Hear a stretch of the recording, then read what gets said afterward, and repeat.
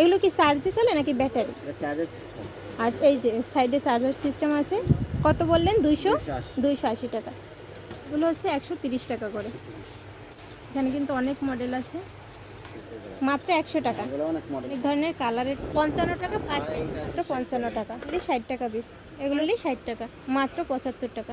150 টাকা হচ্ছে per piece, এখানে অনলি 180 টাকা, 85 টাকা পার পিস। এটা হচ্ছে 540 টাকা, অনলি 200 টাকা, 320 টাকা, 380 টাকা, 55 টাকা পাতা। এখানে 500 টাকা।